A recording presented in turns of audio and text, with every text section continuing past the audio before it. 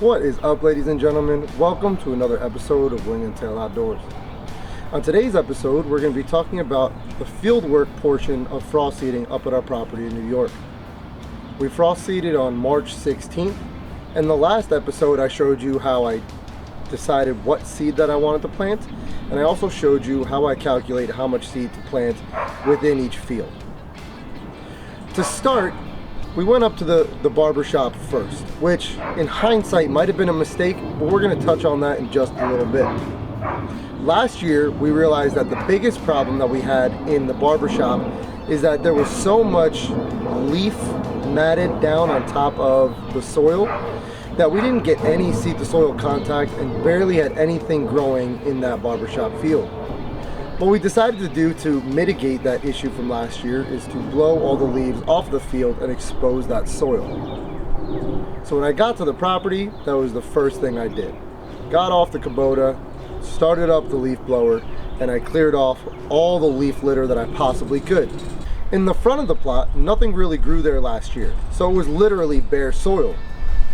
But as I started to progress through the field, I started to realize that as I was leaf blowing, not only was I blowing off all the leaf litter, but I was also taking care of almost like aerating or fluffing that grass that was still attached to the ground from last year. Once I was done leaf blowing, I was ready to spread some seed. The mistake I made here is that I didn't know that this bag, even when the gate was fully closed, I didn't realize that with this bag, seed was still coming out. So when I put the gate to the first setting, I was only able to cover half the seed before I ran out of seed.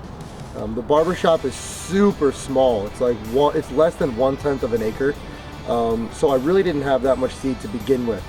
Had I done one of the other plots first, I think I would have recognized that seed was coming out of the bag even when the gate was set to 0. And I would have mitigated that problem when I got to the barber shop. Now what I'm gonna have to do is I'm gonna have to seed a little extra on the back half that got no seed this time, which in hindsight, I don't think is the worst thing in the world. Of all the problems that I could have, I'm glad that it was that. Moving on, the next food plot that we went to was the power line. Again, historically, this is one of the better growing food plots.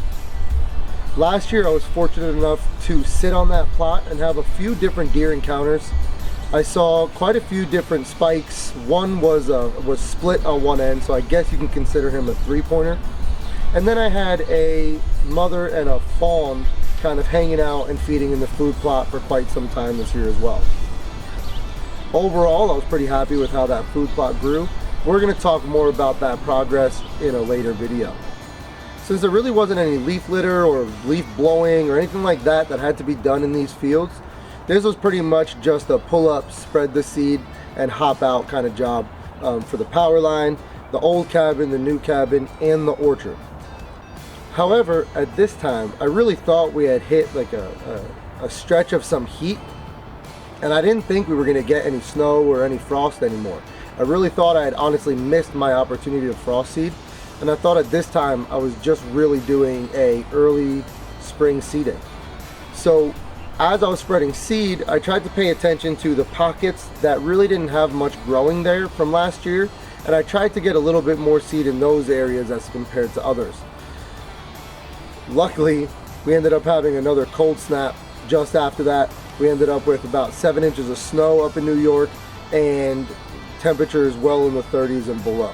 So I actually think that in hindsight, we ended up doing a true frost seeding, and I do think that the seeds had enough time to kind of get drawn into the soil. To follow up with the frost seeding we did, I think we're gonna hop back into the fields, I would say late April, early May, gauge what's going on, see what green up is coming back from last fall's planting, and then kind of feather in some extra clover and chicory at that time. And since this year we're really transitioning into a true no-till system, we can dedicate that time that would have been used for spreading fertilizer and spraying herbicide and mowing and all those other things. We could take that time and those days and use them for other things, like maybe trimming our apple trees or going through and really finalizing our plan for the harvest that's going to be done soon. There's a lot of things that we can take that time and use elsewhere. Before I wrap this video up, I also want to touch on maybe some things that I noticed or things that didn't go the way I had planned.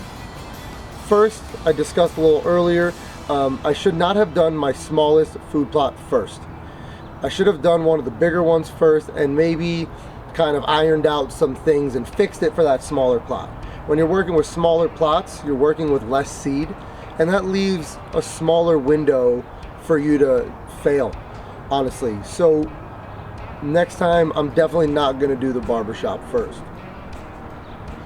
I'm also not a huge fan of the seed spreader I used. I'm not going to go out there and bash a brand or give you the name. That's not what I'm about. But I just don't like the design of it. A lot of seed gets caught on the sides, and when the bag starts to empty, it gets very difficult to get every last seed spread.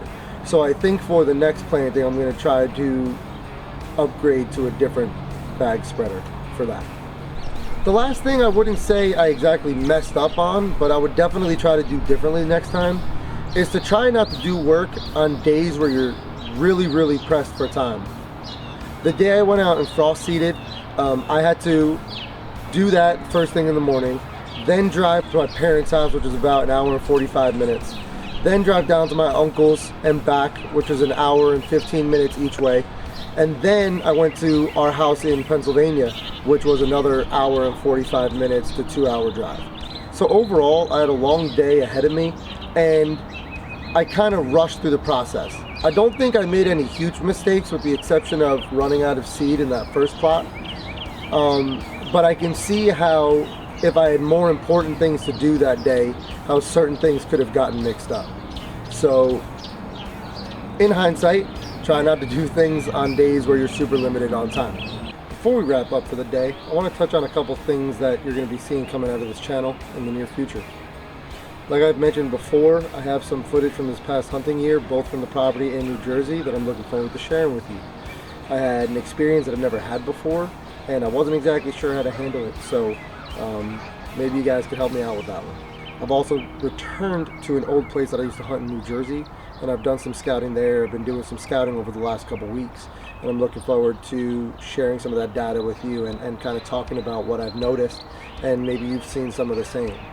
And I found a nice spot in Pennsylvania near my new house. We went and the other day I went with my dog and we found some access to that piece of woods. So the next time I get out there, I'm going to go there with a plan, and I'm looking forward to sharing that with you as well. Last but not least, I want to talk to you guys about something that's a relatively new concept-ish in the archery world, and that is the scientific arrow versus the normal arrow builds. So stay tuned, those videos are going to be coming out soon. With that being said, that's about all I've got for you today, ladies and gentlemen. I want to thank you once again for joining us on another episode of Wing and Tail Outdoors, where success is always just a commitment away. As always, if you like what you saw today, please like and subscribe to the channel. Leave a comment, let us know what you thought, or if there's anything that you'd like to see us talk about, or any questions you have for us, drop it down below and let's get into a conversation. Until next time, ladies and gentlemen, have a great day.